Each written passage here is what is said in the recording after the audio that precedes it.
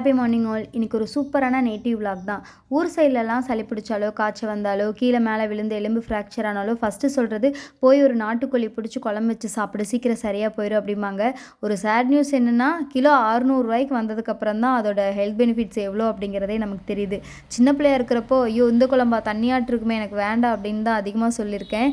ப்ராய்லராக இருந்துச்சு அப்படின்னா கிரேவி மாதிரி இருக்கும், சாப்பிட்றதுக்கும் டேஸ்ட்டாக இருக்கும் அப்படின்ட்டு விரும்பி அதை தான் அதிகமாக சாப்பிட்ட மாதிரி இருக்குது. இப்போ கேரளா வந்ததுக்கப்புறமா இந்த நாட்டுக்கோழி இந்த டேஸ்ட்டில் ஹோட்டலில் கூட கிடைக்காது அப்படிங்கிற ஒரு பிளேஸில் இருக்கிறப்ப தான் அதை எவ்வளோ மிஸ் பண்ணுறேன் அப்படிங்கிறதே எனக்கு புரியுது. நாட்டுக்கோழியை பிடிச்சி நல்லா பொசிச்சு வாட்டி மஞ்சள்லாம் தடவி க்ளீன் பண்ணி சூப்பராக தண்ணி குழம்பு மாதிரி செஞ்சு கொடுத்துருந்தாங்க அம்மா. இதுக்கு மெயினாக சின்ன வெங்காயம் தான்.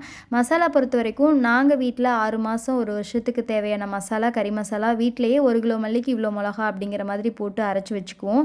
அது எப்போ வச்சோம் அப்படின்னாலே ஈஸியாக வைக்கிறதுக்கு ரொம்ப ஹெல்ப்பாக இருக்கும். நிறைய சின்ன வெங்காயத்துக்கு கூட நம்ம வீட்டில் அரைச்ச கறி மசாலா போட்டு வதக்கி மிளகாட்டி வைக்கிறது அப்படின்னு சொல்லுவாங்க. அந்த மாதிரி மிளகாட்டி வச்சுக்கிட்டு அதுக்கப்புறமா கொஞ்சமாக எண்ணெய் சேர்த்து கடுகு கருகப்பெல்லாம் போட்டு தாளிச்சுட்டுட்டு நம்ம க்ளீன் பண்ணி வச்சுருக்கிற இந்த சிக்கனையும் போட்டு நல்லா வதக்கி ஆட்டி வச்ச மிளகையும் ஊற்றி நல்லா உப்பு போட்டு கொதி வந்ததுக்கப்புறமா எடுத்து வச்சு சாப்பிட்டோம் அப்படின்னா அவ்வளோ டேஸ்ட்டாக இருக்கும். கொதிக்கவே இந்த சாறை மட்டும் எடுத்து குடித்தோம் அப்படின்னா சளி, நெஞ்சு சளி இதெல்லாம் அப்படியே சரியாகும். இதில் ரசம் வச்சு சாப்பிட்டோம் அப்படின்னாலுமே ரொம்ப டேஸ்ட்டாக இருக்கும். உடனுக்குடன் நமக்கு நல்ல ரிலீஃப் தர மாதிரி இருக்கும். ட்ரை பண்ணி பாருங்கள்.